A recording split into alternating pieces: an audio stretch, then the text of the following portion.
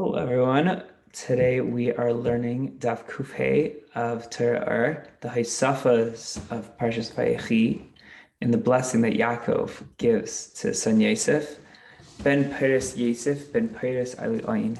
So in this mimer, we're going to explore a couple things. One, why is it that it says Ben Peiris twice? That Yaakov blesses Yosef that you should be your son, a gracious son, or a son with charming son, twice. Why does it say Ali Ayin? I guess attractive literally means attractive, I guess, that attacks the eye of one who sees him. But what does that mean according to Pnimis Inyanim? And also we have to understand, like spiritually, what is the whole idea of Yosef Hured Mitzrayim and the passage of the Haggadah of us being slaves in Egypt to Pharaoh in Mitzrayim, and that Hashem taking us out of Egypt, Baruchnius.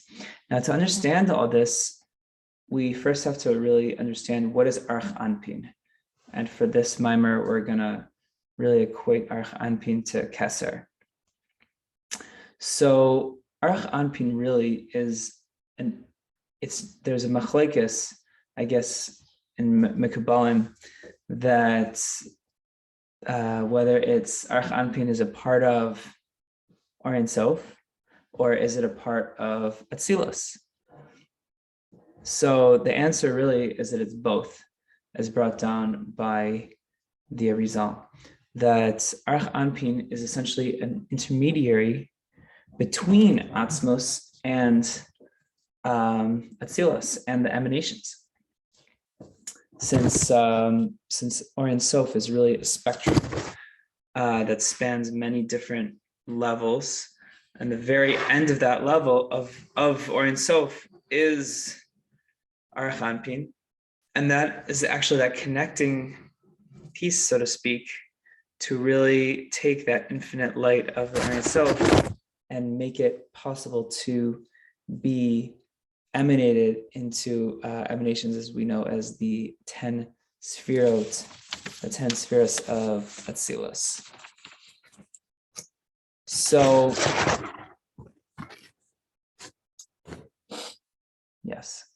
So in order to explain this concept further, to understand that Or Sof and Atzilus are be'ein aruch to each other. They're completely, infinitely, couldn't be further from each other, in the sense that Or Sof is literally infinitude to the ultimate extreme. Infinite, complete white light, just simple infinity, simple, vast, infinite oneness of Hashem, of infinite light, so to speak. Whereas Atzilus, the emanations of the 10 spheres, are they're specific.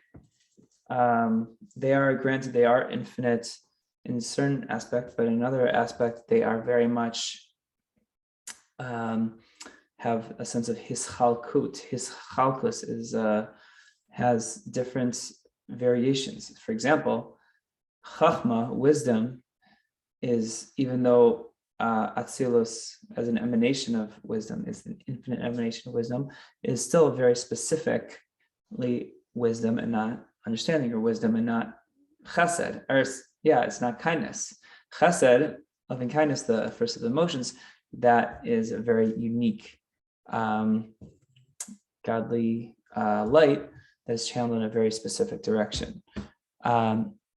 So we see that Or Sof is really not shaykh at all to the concept of his chalkos. That's where Atzilus comes in. So how do we bridge this gap between complete infinitude to this concept of his chalkos, infinitude?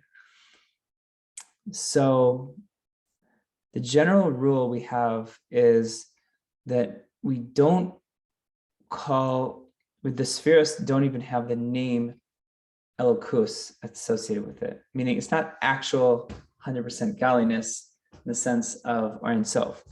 Why? We don't call the spheres God, because the light that is in Chachma, even though the light in Chachma came from Or Ein Sof, the thing is, once it's in the vessel of Chachma, think of each of the 10 spheres, it's 10 kalim, 10 vessels, vessel of Chachma, even though the Or Ein Sof caused it to come into existence, after the light of Or Ein Sof is in the Keli of Chachma, it is now, I guess, redefined, and it is now within that boundary and parameter of just being Chachma and not anything else when it's in that Keli. So we can't call it Elokus, so to speak. So because it's more of a contracted light as it is now in the Keli of Chachma. And yeah, so it's contracted and there's a tzimtzum already involved. And that's why we actually refer to the Or Ein Sof as Elokah. And we don't call it the Or that will soon be Chachma or whatever it is. Or Ein Sof is actually called Elokah. And there's a whole proof for it based on the verse Vayemer Havaya L'Maisha, that the name Havaya in the spheres of Keser, meaning Havaya can be either a specific sphere, Keser or Chachma, but really it's not one or the other, but it is the source of the two, which really comes from Or Ein Sof.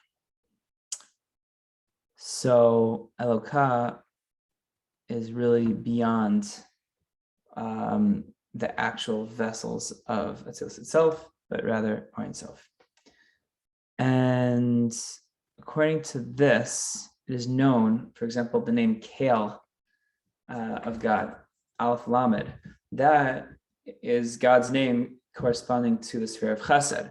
So the question is it God or is it Chesed? What is it? So really, Kale is a name for Hashem. So just like we call a person by name, we have, God is called Kale. So however, the intent of the name Kale is the sphere of Chesed. And the intent, I guess, is explained, the simple explanation of intent is that the Or Ein Sof is enclosed in the sphere of Chesed. And through this, in all the spheres, we have this general rule that we refer to Hashem, but not to his attributes, meaning to say that the name Kale is really, we're talking about the Or Ein Sof light that happens to be in the vessel of Chesed, but we're not saying that Hashem is his midas, God forbid, as we explain in other places. Now, behold,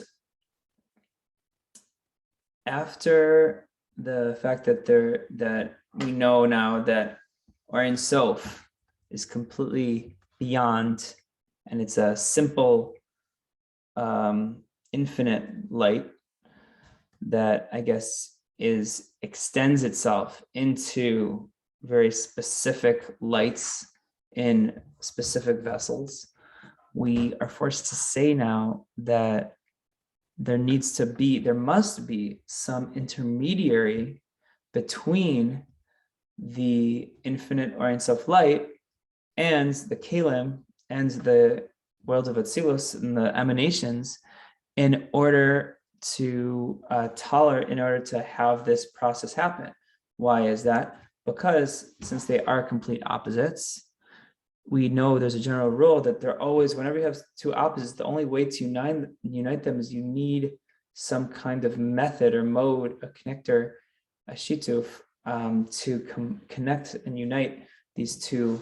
You need a middleman, so it's become a mutza to unite these two opposites.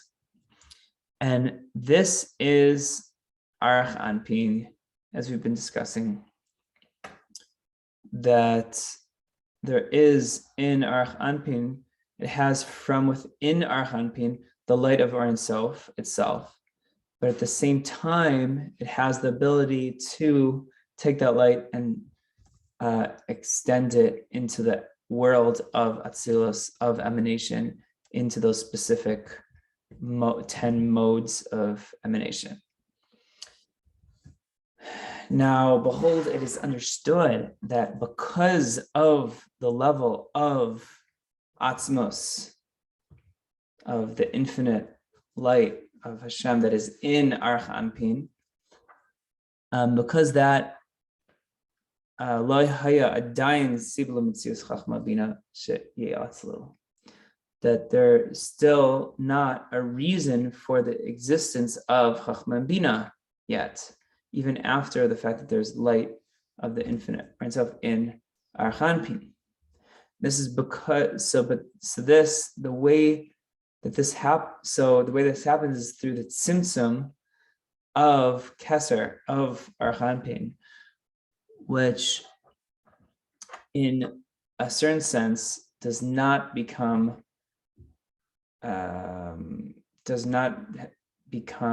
extended. So, and this is because this is from the level of Acharayim of Arach Anpin, which is Paro. So this is actually, now we're explaining one of the questions we had at the beginning of our mimer. What is this, the idea of the passage of the Haggadah, where it says that Avadim Hayinu Lefar b'Mitzrayim? It's actually referring to a specific modality in which the Elokus, the pshitus of the essence of Or Ein Sof is not able, the slavery and the servitude of the Jews in Egypt, that makes it that infinite light is not able to properly expand and extend into Arach Anpin and into Atzilus. And so therefore it actually has this like backwards Achorayim Klippa Dika way of going into Arach Anpin, which makes sense because the word Parai, Avadim Hayinu Lefaro b'Mitzrayim, that they're slaves to Pharaoh. Pharaoh is the same letters as Oirif, which is the back of the neck. So it's only coming down through a backwards way, the Paro Dika way. And Mitzrayim is the idea of constriction. So it's not really flowing through properly that mode of Elokus. But with the Geula, we have that Hashem took us out of Egypt. So what does that mean? That the Arach Anpin is actually properly able to enclose itself into the Cahnman, into the spheres, starting with wisdom and understanding, Cahnman, Bina, and all the rest of the spheres. That the light of Keser is able to extend in and be misamtzem itself properly into Chachma and Bina and all the other spheres. And this was this is thanks to the specific aspect of Arach Anpin that we can attribute to this, is the aspect of Yesoid within Arach Anpin. And because we know there's a principle of the Teva Toiv Lahitiv, therefore this the elements of Yesoid of Arach Anpin is naturally wants to cause this godly infinite light of Or Ein Sof to mispashet and mashpil itself, and to bring it down lower into all the other spheres and into the other worlds.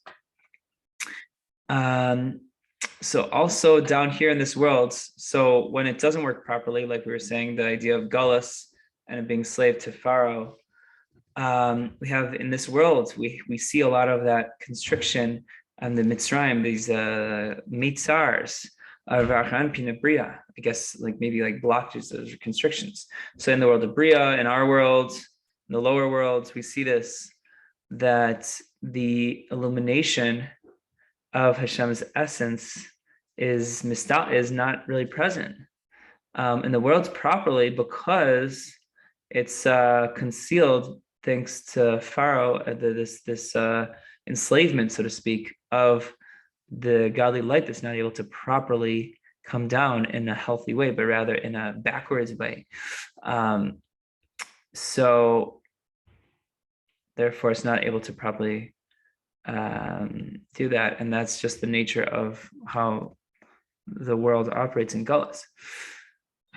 So the source of this concept in Arach Anpin of Atzilus, of this general concept we've been discussing, is the aspect of the lack of hispashtus of Ratzon into Chachma and Bina.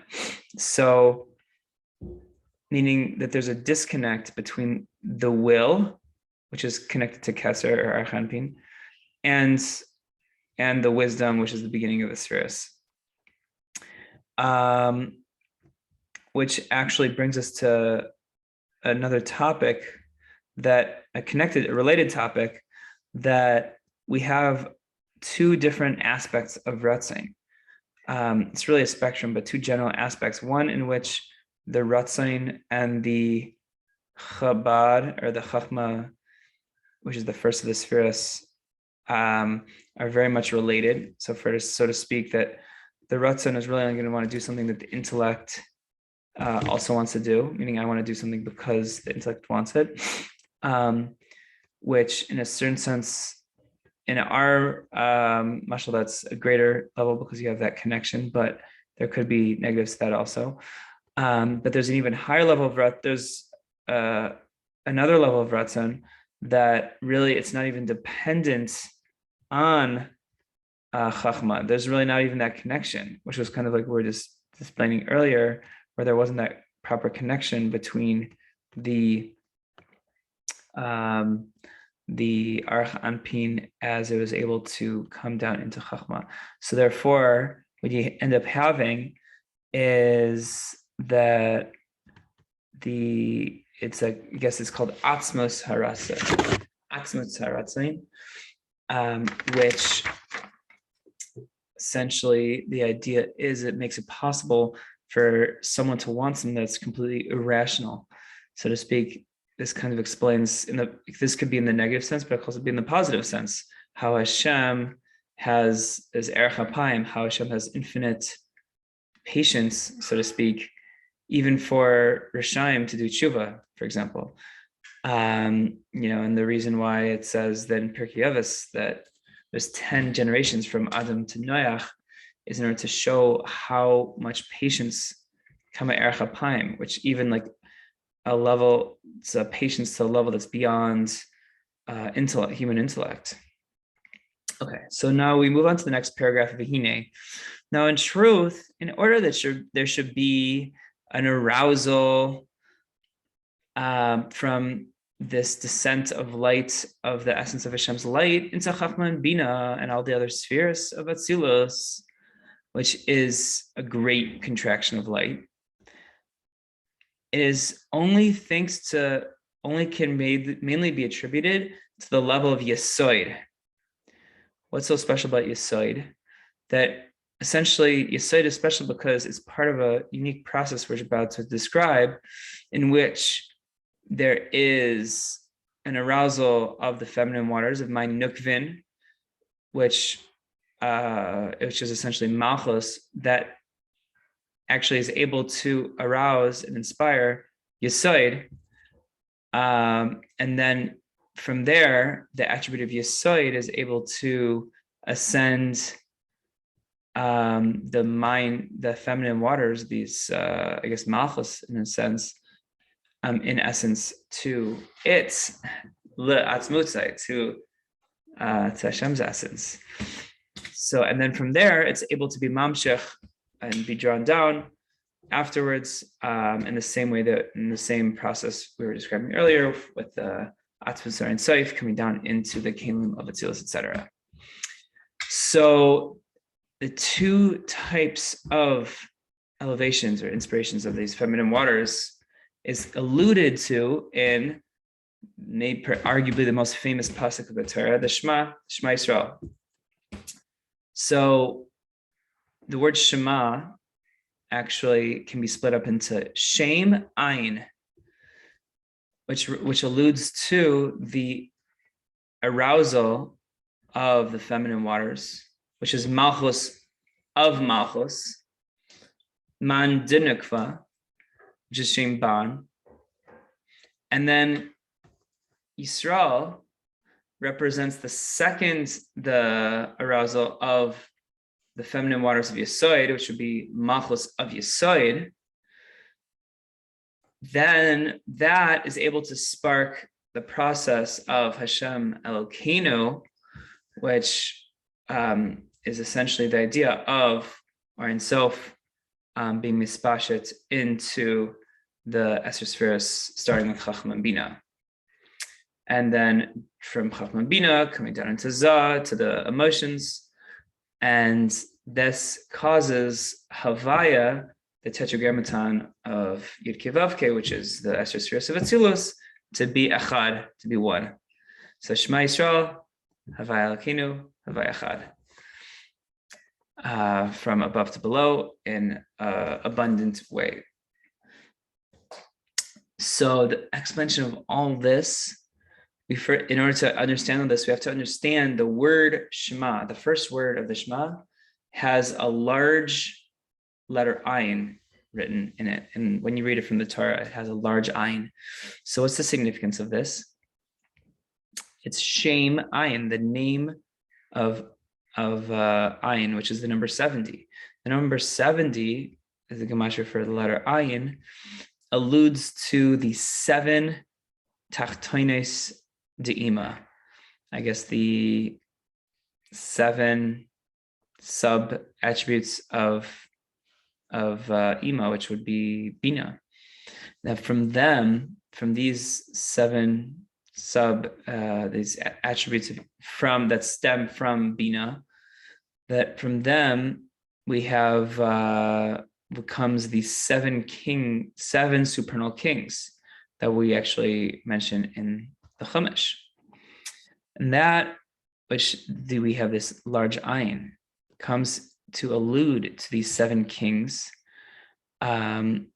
We have in many places Lefnei Melach Melech, and we have the succession of these 7 kings that come from this level of Ban. And we're not going to go into too much detail here. Now, the whole concept of ha'ala, which is the idea of arousal or elevation, it's known, we can actually use a mashal, an analogy to help us understand this. That there's a rule that when we praise a Talmud, a student, before his master, let's say you want to say how great individual Talmud Chacham is, we always should do it in front of his master. Why? Even though you mainly want to praise the Talmud, the fact of the matter is that all of the intellects that the student, the Talmud, acquired is really from the Rav, from his teacher. So by praising the student with the teacher present, you're uniting the two in their source and elevating him, meaning the Talmud, before his master, so he's able to receive, additional abundant shefa, additional light and chayas and seichel from the Rav. And so similarly, it can be understood that when we mention the word Shema, which is the Shem Ayin, with that large Ayin, this elevates the attribute of Malchus compared to its source, which it's separate from. Meaning to say that the reason why the Ayin is bigger is because we want to elevate the Malchus, and showing the fact that the Malchus is separate, meaning to say that the attribute of Malchus comes, we're able to cause in it many elevations, all the way up to the world of Itzilus. And I guess we'll suffice that for the understanding, for those who understand that. So moving on, that in order to understand well this concept of ha'ala, of elevation or arousal, this ha'ala in the essence of the mashpia, of the person giving, of the one that's giving over, we have to preface the pasuk about Yoseph, that Yoseph is this level of Yesod Siyum de Gufa. Yoseph represents, I guess, that end of the body where the just below the waist, that body part, and which is the private parts of the male organ. And the concept, we're going to bring down this very fascinating concept that through this Yesod, through this, I guess, this organ and this part of the body, we're able to understand this whole, it's able to have this direct connection to the brain. And so in the analogy with Yisrael, meaning Yaakov, or Yisrael being the brain and Yosef being the Yesod, you have this direct connection straight from the brain down to the Yesod, to the private parts, to the private part of the male, which is able to have that unique connection, which is able to elevate the makabel of the woman, and thereby elevate also the Yesod of the man as well. So it says in the pasuk, "Hine bincha Yosef ba'elecha v'yischazek Yisrael v'yeshev al mita," that behold, your son comes to you, and he v'yischazek Yisrael, and Yisrael, meaning Yaakov Avinu, becomes strengthened by the fact that Yosef is sitting on the bed, or that he came to him. Vayeshev al mita, and he sat on the bed. So we have to understand, why is the fact that Yosef comes to him that strengthens Yaakov Avinu to be able to sit up on the bed. So the concept is that Yisrael and Yosef, which I guess here in the Nimshal would be the Seichel and Yesod, are extremely so interrelated and interconnected, just like the physical bris, the private part of the male, the physical private part of the male. It's known that in physicality, we know that in kishui ela ladas, which means that a man can't have an erection without actively knowing, without having active knowledge that he's doing so. So, meaning to say that the moment that he is thinking about, whatever thing that will arouse him, that will activate the erection. But the second that he stops thinking about it, or whatever that was arousing him, that his private part, this limb, the bris, will go back down. It'll die back down. It won't be erected anymore. So, and we know that there's a connection, and his chabrus to.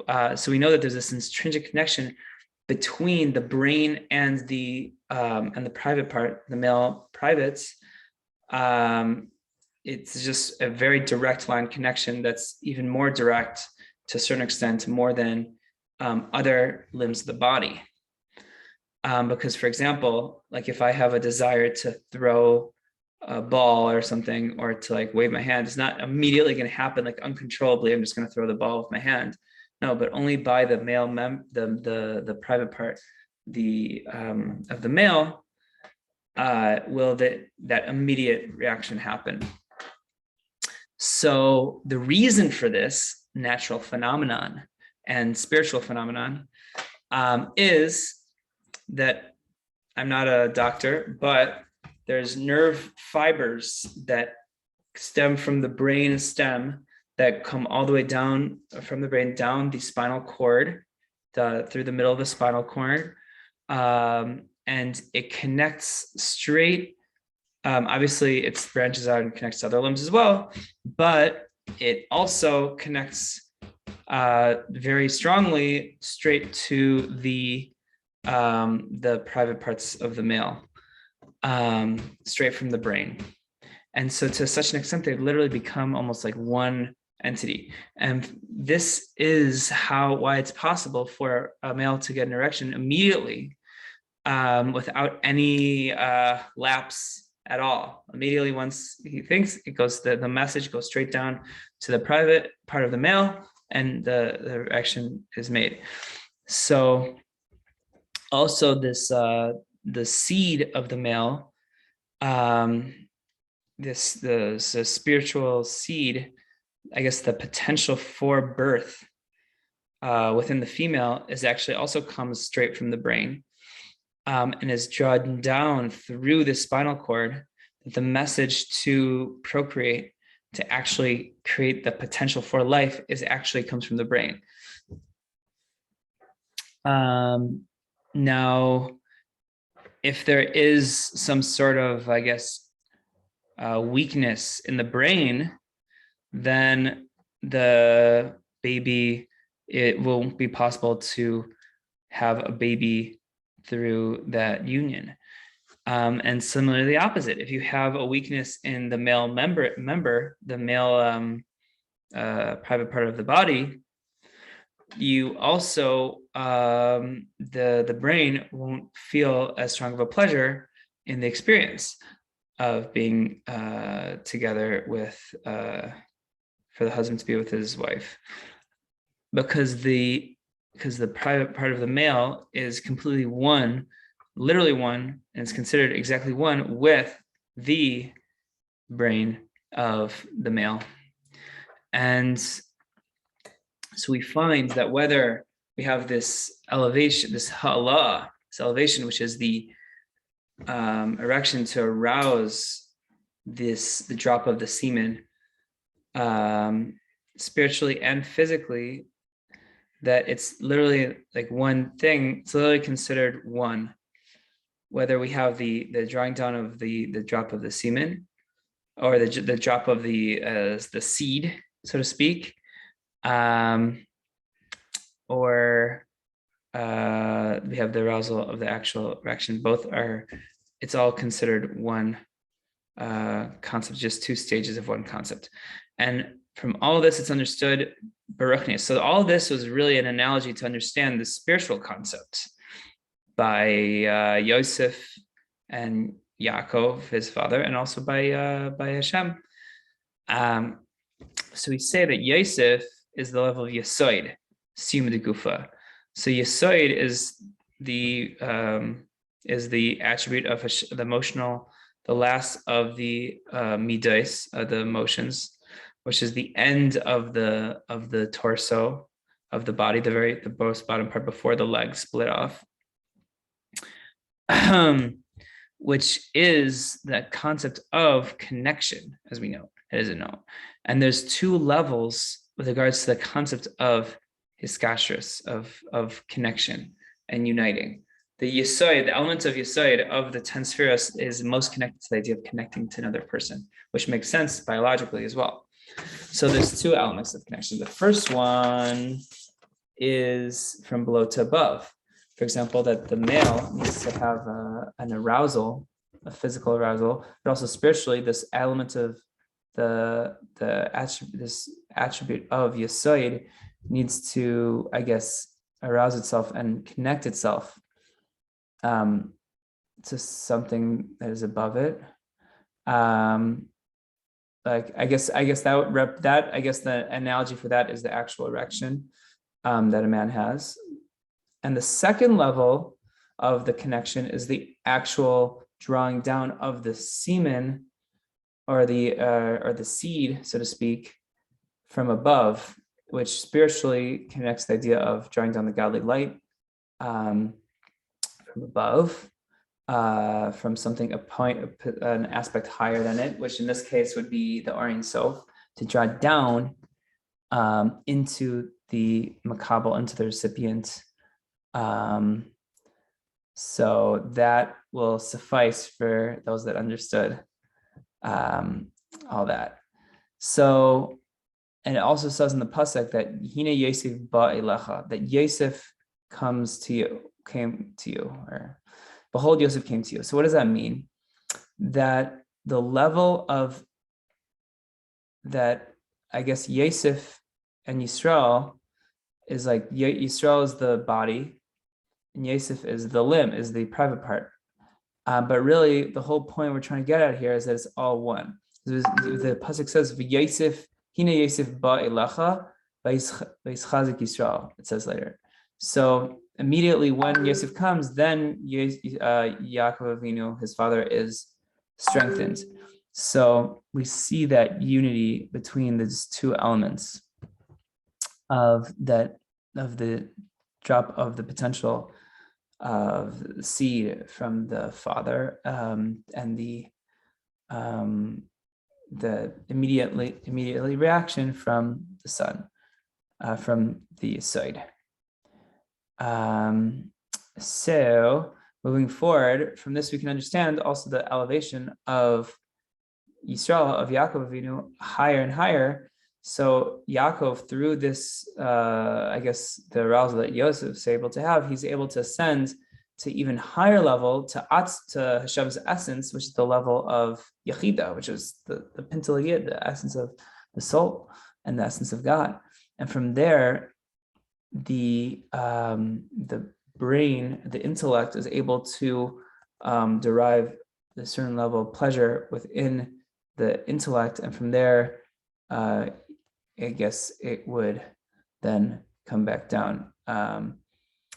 And then that's specifically the kavadas of the two levels, the two words of Shema Yisrael. Shema being, I guess, the arousal from below of Malchus and of Yesod, and the Yisrael of the elevation of Yesod to Or Ein Sof, to make it be able to be mashpia into the Esher Spheres of Atzilus through Cahnman. Now, moving on to the next paragraph, we're finally going to answer the question we had at the beginning of our Dibur Machzal, of our pasuk, the fact that it says Ben Peiras twice. So to answer this, it's going to make a lot more sense to understand this idea that the reason why it says Ben Peiras twice in the pasuk is to allude to two different types or levels of connection. So the first Peiras, the word Peiras, Pei Vav Resh Saf, is I guess connected to the idea of Puria Virivia, of being fruitful and multiplied. So so it comes to explain the reason that why Yosef is called Ben Peiras, because he has an abundance of ability to give over his seed, his physical seed, and cause to give birth, cause to create. The attribute of Yesod has that ability to help cause to create from something from nothing, to literally create souls and angels from absolute nothingness, which is the whole idea of hiskashrus, of connecting the supernal to from the high to the low. So the whole idea is the way that he's able to make that connection from above to below is the second Ben Peiras. Ben Peiras. The second Ben Peiras says Ben Peiras Ale Oyin, which is very interesting because Ale Oyin can actually is an even deeper level of connection, which is actually from below to above, which is even greater, that makes it ascend all the way to Atzmos. And Ale Ayin, was Ale Ayin mean? Above. Ale means above. Ayin means the letter Ayin.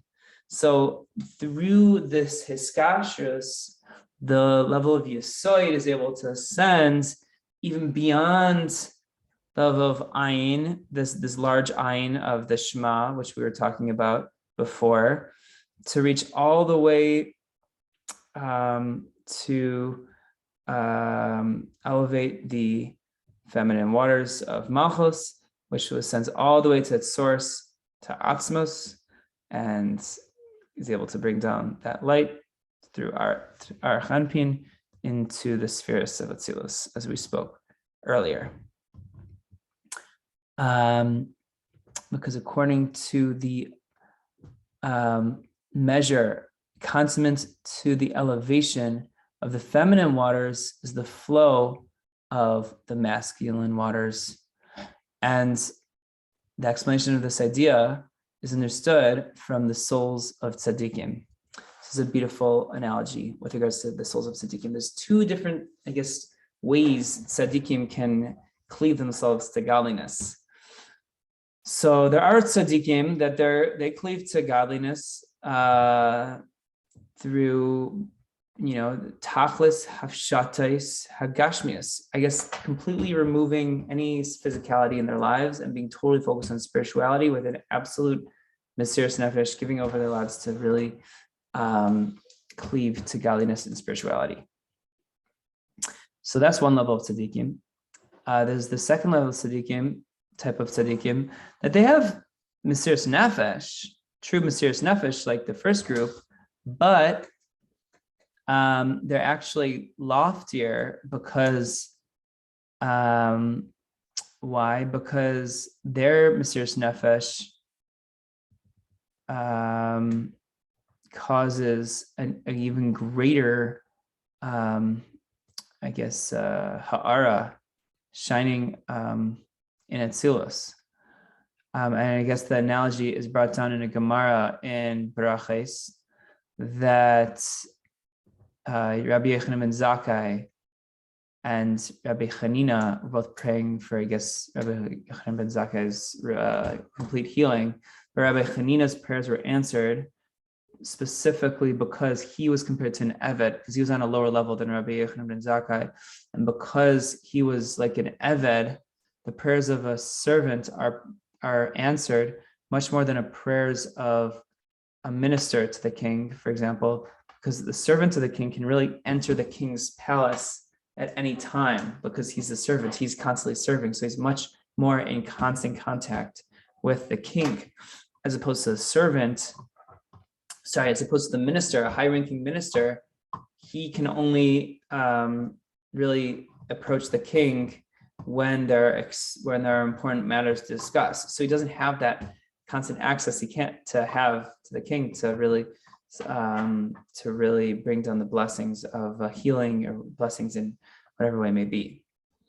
So the concept is that even though the mesiras nefesh of the first type of tzaddik, where he completely got rid of all his physicalities, is almost more true in a certain sense. Nevertheless, the source of the soul of that type of tzaddik and his comprehension doesn't reach the same level as the second type of tzaddik. That this is the level of chesed of Malchus of Atzilus. Chesed of Malchus of Atzilus. So meaning one is the level of chesed of Malchus of Atzilus, and the other type of tzaddik is the level of chachma of Malchus of Atzilus. So if that's the case, the chachma of a little bit of chachma that is aroused in it is not aroused through the mesiras nefesh. Shel zeh chelik hasir mimenu. Ma'achar she'ena reich ben gimel rishonis to Malchus l'midas sheba Malchus chadema. Meaning that there's no comparison between the intellect and the emotions. Meaning the chachma of Malchus of Atzilus is completely higher and beyond the chesed of Malchus of Atzilus. So therefore it's able to reach a much higher level. Now, however, also this Mesiras Nefesh of the level of Chachma is truer, is I guess in a certain sense more true down below the Mesiras Nefesh of Chesed, meaning it's much more true, the Mesiras Nefesh of Chachma over Chesed. So that's the case that we can't really compare the two, because there is a Hisairus Lamaila, I guess an inspiration from above. And if whether for the positive or the negative, it depends on how the Mesiras Nefesh is done down below. If it is, I guess, more done with a greater depth. Now, behold, also with this, these two different levels of tzaddikim is connected to the difference between Yoseph and the tribes, the Shvatim, his brothers.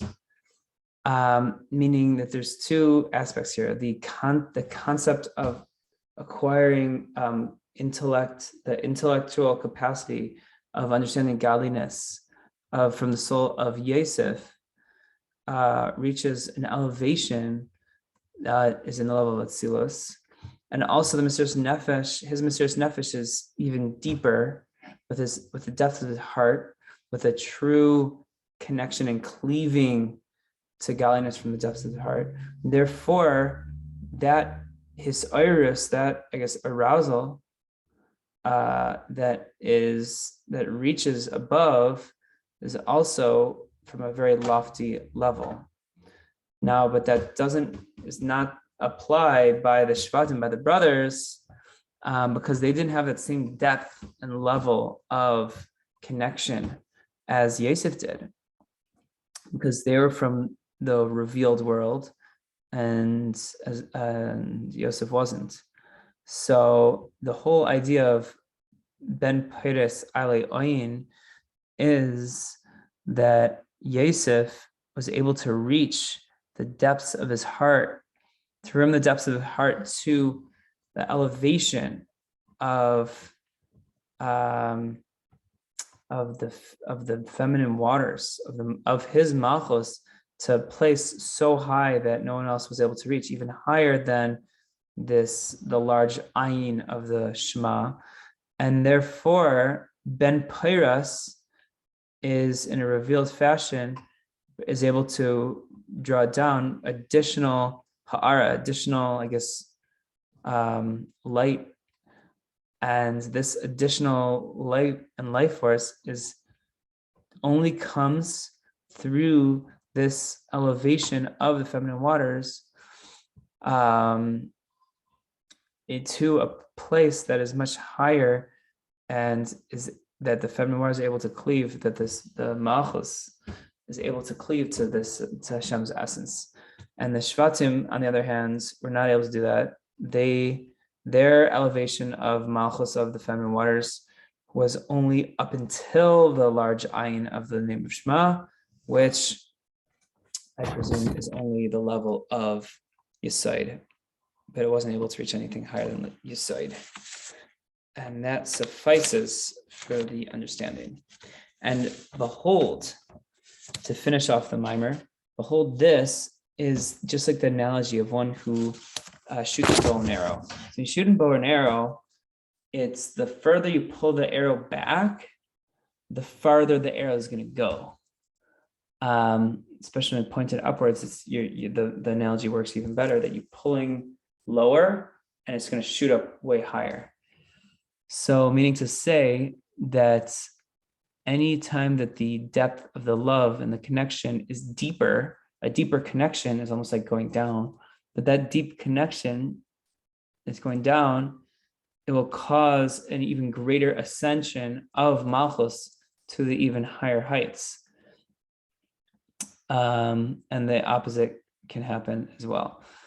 And similarly, the whole reason for the descent of Shefa down below, of this Gali light down to influence even the lowest levels, is the reason why it says Ben Pyras a second time, because we had the Ben Pyras Ale Ayin, because since we had the Ben Pyras Ale Ayin, it made it possible for this light to come down even to the lowest levels. And that is the end of the Haisafas of Sefer Bereshis. I hope you enjoyed and have a wonderful day.